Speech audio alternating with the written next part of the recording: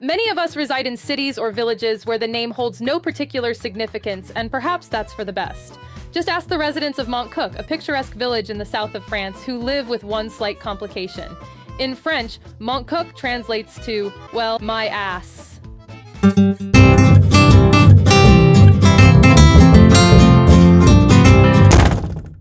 The south of France, land of endless sunshine, delectable wines, sprawling lavender fields, the alluring turquoise embrace of the sea, and, of course, the charming villages that dot the landscape like jewels.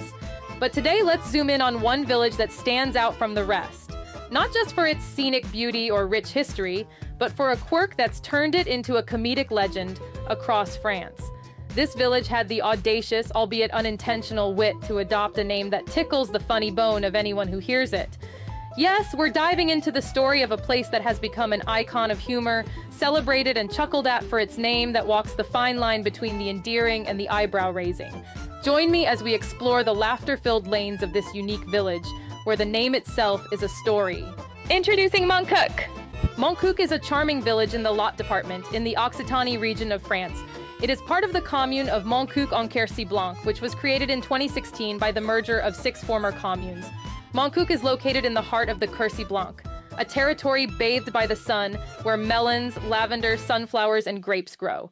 Montcuq is built on a green hill that overlooks the course of the Barguelonnet River and the vineyards of Chasselas. The medieval streets, sometimes steep and staircased, lead to the rocky dome called La Roque, crowned by a high and lonely dungeon, the only remnant of a castle. The dungeon is 24 meters high and consists of a tower and a rectangular turret. It houses a permanent exhibition dedicated to the singer Nino Ferrer, who fell in love with this corner of the lot and paid tribute to it in his song Le Sud. Montcuq is also a stopover on the route of Santiago de Compostela. It is possible to visit the village by following the marked itinerary that goes through the medieval alleys. The churches of Saint-Privat and Saint-Hilaire, as well as the chapel of Rouillac, are also places of interest for the pilgrims, who can admire the stained glass windows and the frescoes. Montcuq is a village that attracts visitors by its curiosity, but also by its sweetness of life. Here's the twist. In French, Montcuq is pronounced identically to, well, my ass. Given the French penchant for self-deprecating humor, it wasn't long before a flurry of jokes emerged. And while below the belt, these jokes are undoubtedly hilarious. Let's dive into it. Freeze frame, friends. Let's give that like button a little love tap. And hey, if you're not yet riding the funny French facts wave, dive in by subscribing and sounding the bell for endless laughs and oh la la's. The TV show. In 1976, the quaint town of Montcuq burst into the limelight with a sketch that was nothing short of comedic gold. Picture this. Pierre Bonte and Daniel Prévost, posing as journalists for the satirical show Le Petit Rapporteur on TF1, decided to give France a tour of Montcuq, but not in the way you might expect. Prévost, with a twinkle in his eye, declared, "Today, for the first time, I'm thrilled to show you my ass on TV." This single pun set the stage for a cascade of risque wordplays that had the audience in stitches. The duo didn't stop at just the name. They dived into a delightful array of puns, from the stove of Montcuq to the Montcuq bus stop, and even posed a cheeky question to the mayor. Every village has its specialty, right? Montélimar has its nougat. What about Montcuq chicken? Because in France, my ass is chicken means I don't believe it. This sketch wasn't just a fleeting moment of humor. It etched Montcuq into the annals of comedic history, turning the town into an emblem of French wit and the kind of humor that's a little below the belt, but too hilarious to ignore. In a move that sealed Montcuq's place in the Comedy Hall of Fame, the town paid tribute to this legendary sketch by inaugurating Rue du Petit Rapporteur in 2007. This street name serves as a constant reminder of the time Montcuq had. France doubled over in laughter, proving that sometimes a little bit of playful cheekiness can make a place unforgettable. Montcuq might have been just another dot on the map, but thanks to a pun that was both so wrong and so right, it became a cherished joke that keeps on giving. The Monopoly case might.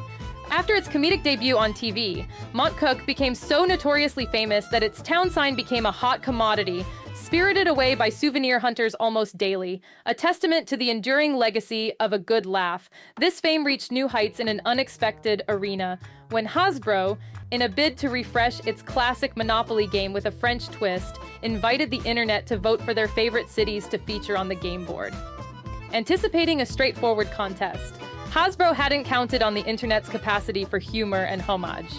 In a spirited nod to Daniel Prévost's iconic sketch from Le Petit Rapporteur, a merry band of internet users launched a massive voting campaign for Montcuq, propelling it to victory with a staggering 53,000 votes, far outstripping the runner-up. This left Hasbro in a pickle. The company found itself cornered by a public vote it had solicited, but hadn't anticipated would turn Montcuq into a frontrunner. In a controversial move, Hasbro decided to sidestep the public's choice, substituting Dunkirk for the coveted Rue de la Paix spot, citing the need to maintain decorum. This decision sparked a flurry of criticism, highlighting the unpredictable nature of internet campaigns and the challenge brands face when trying to steer public engagement. Caught in a wave of backlash, Hasbro backpedaled, ultimately embracing the jest by releasing a special Monopoly edition dedicated to Montcuq. This move, while costly, salvaged Hasbro's image and proved that sometimes embracing a blunder with a sense of humor can turn a potential PR disaster into a marketing win. Montcuq's unexpected journey from a small-town joke to a board game celebrity encapsulates the unpredictable, whimsical nature of internet fame. Popcorn Festival. In an uproarious turn of events, Montcuq, the quaint village not usually known for its bustling festival scene, found itself at the heart of a comedic whirlwind when it was chosen as the host for the Popcorn Festival. Picture this. Domingo, one of the biggest French streamer, found his show parachuted into the village following an internet vote that seemed more like a prank than a plan. As major cities were left in the digital dust, Montcuq emerged as the unexpected champion, leaving Domingo and his team to scratch their heads and then roll up their sleeves. Yes, you heard that right. Montcuq has struck again. With a population of just 1,100, Montcuq was about to welcome 4,500 festival goers, a number that seemed to defy the laws of physics. The organization of the event seemed as whimsical as its inception, with the team planning a festival in the middle of nowhere. The mayor, possibly confused but undeniably enthusiastic, jumped on board, and the small town braced for an invasion that sold out tickets faster than hotcakes. The event, intended to be an outdoor extravaganza, turned into a logistical labyrinth, complete with last-minute camping conundrums and a flurry of social media SOS signals from locals who found themselves ticketless. Domingo's vision of turning the festival into a blend of live show, end-of-year party, and village fete meant that Montcuq was not just a backdrop, but a central character in this comedy of errors.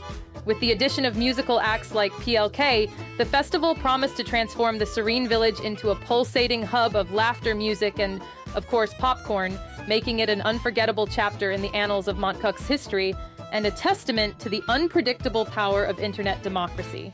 And there you have it, folks, a glimpse into the quirky heart of France, where even amidst their renowned pride, the French prove they can have a hearty laugh at themselves. Montcuq stands as a shining beacon of this humor, showing that from comedic legends like Daniel Prévost to cultural phenomena like Monopoly or streamer sensations like Domingo, the French rally behind icons that bring a smile, even if it's a small village with a cheeky name. If you enjoyed this dive into the lighter side of France, love for Montcuq, don't forget to hit that like button. Subscribe for more insightful and undoubtedly profound explorations into the French spirit. Au revoir, and thanks for tuning in.